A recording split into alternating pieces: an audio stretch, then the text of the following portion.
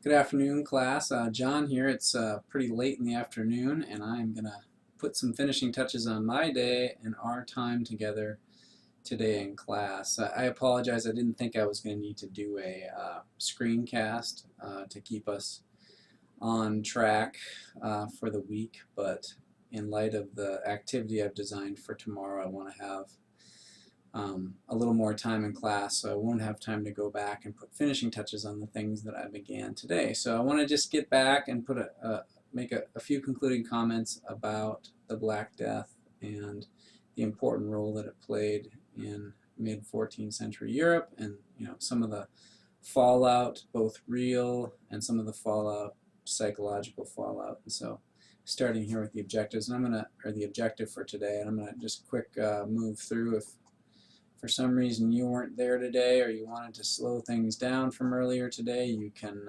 pause these slides. These are some of the things that we talked about.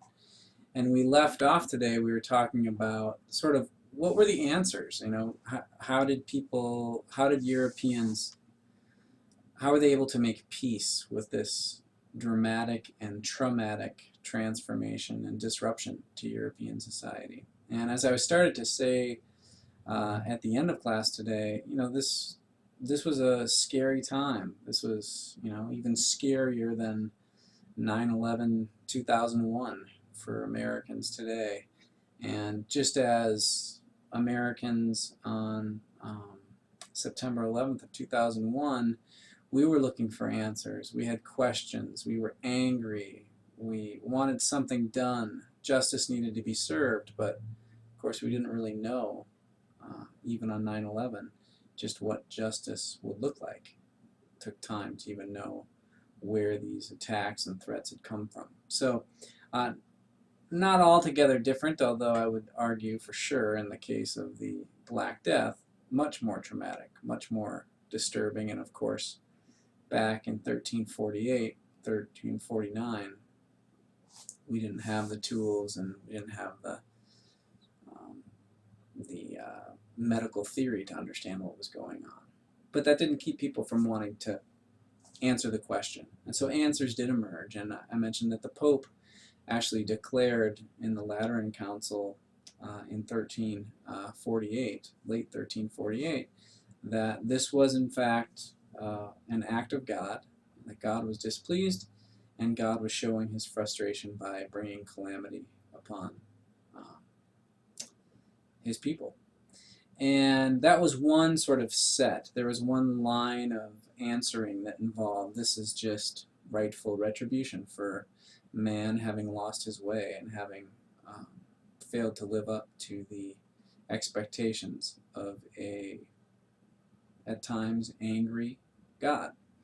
But another line of answer, another way in which people sought to figure out and try to return to some sense of balance and justice, was by scapegoating. And scapegoating, one of the lead scapegoats were the Jewish people of mid-14th century Europe.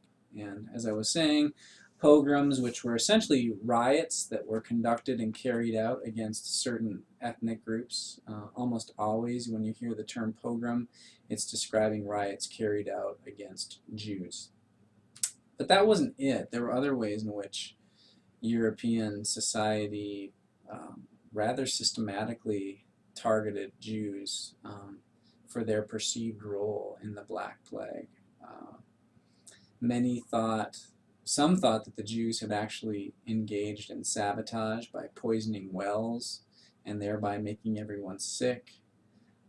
Others thought that the Jews were responsible on a spiritual level, because here they were, Europeans who, according to many Christians, were responsible for the death of Jesus, and therefore their presence, their very being, angered God, and therefore it was the Jews' fault that this calamity had been brought upon Europe.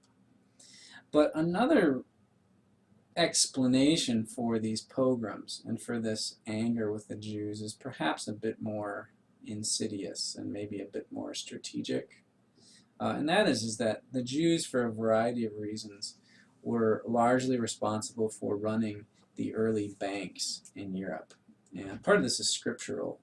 Christians and Muslims were rather adamant about following the Bible's prohibitions or restrictions against usury. And usury is a fancy way of saying lending money and charging interest. And since neither Christians nor Muslims were really allowed, or it was not tolerated that they engage in these industries, oftentimes the banking industry fell almost exclusively into the lap of Jewish people. And so if you think about it, a lot of the Jewish people were in fact related to the lending industry. And so many Europeans were indebted to the Jewish people. And so there's a reasonable amount of evidence to suggest that some Europeans were just carrying out and erasing their debts by targeting the Jewish people as being responsible for the Black Death. So the logic being simply, I'm not targeting you because you're responsible for this, but I'm targeting you for this because if I eliminate you, perhaps I will be eliminating my debt as well. So that is, again, a fairly heavy and powerful statement. Also, a really interesting answer or response to the Black Death experience, and this is addressed at least briefly in your textbook, is the flagellant movement. And the flagellants were groups of people who essentially took it upon themselves to try and do penance for the anger that they had caused God. And the idea of the flagellants were they were a public expression that allowed various communities throughout Europe to understand, come to grips with, wrestle with the fact that humanity was responsible for the disaster of the Black Death. And the way that this looked, in some ways, is really interesting. I think the flagellants serve as a way in which everyday Europeans could start to try to get beyond the trauma and drama that the Black Death represented. And the way this looked is typically, starting in 1348 and continuing for a few years, the flagellants would periodically form a procession and they would enter into a town, and usually you would know that the flagellants were coming before they got there. And they would always be led by a master who was essentially responsible for leading the flagellants. And the flagellants were just lines of people, and they were men, and essentially they would enter into the town, usually into the public square or some area of public congregation, and the master would announce the sins of humanity in general, but also announce the sins of the particular men in that procession. And then the men would circle up, and the master would usually begin by striking and subjecting the men in the procession to punishing blows.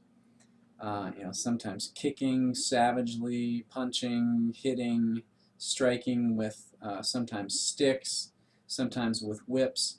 But then the men themselves would proceed to whip each other and whip themselves. And the idea here was that they were essentially carrying out acts of penitence, and they were accepting punishment on behalf of their debt of sin, and that their forgiveness was through this self-inflicted punishment. And so typically what would happen is if the flagellants were in your town, they would twice a day engage in this ceremony of sorts, and it would last for over a month. I'm not exactly sure why 33 and a half days, but there was something significant about that number, and typically they would hang out for 33 and a half days and then proceed on to their next stop. What's really interesting about the flagellants is a member of the group would be called an entrant, and the entrants was actually difficult to become a part of this group. You had to confess to all of your sins since you were 7 years old. You would have to obviously subject yourself to the punishment. Entrants would also take oaths where they would forego almost any earthly pleasure. They had to forego any kind of contact with, in this case, women, the opposite sex. They took oaths of celibacy. They took oaths of poverty. It was all about deprivation, self-deprivation, and so.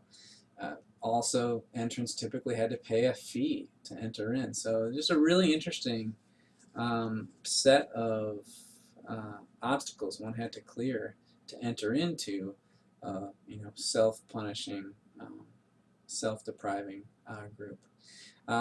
Over time, there became a conflict between the masters, the leaders of this flagellant movement, and the church itself. The Catholic Church started to challenge the flagellants because the masters began to talk and act as though they were capable of forgiving people's sins. And for the Catholic Church, that was something that only the church could do, and only God, through the church hierarchy, could approve. And so this became, over time, heretical, and somewhat astonishingly, in 1350, when the plague ends, the flagellant movement ends right along with it.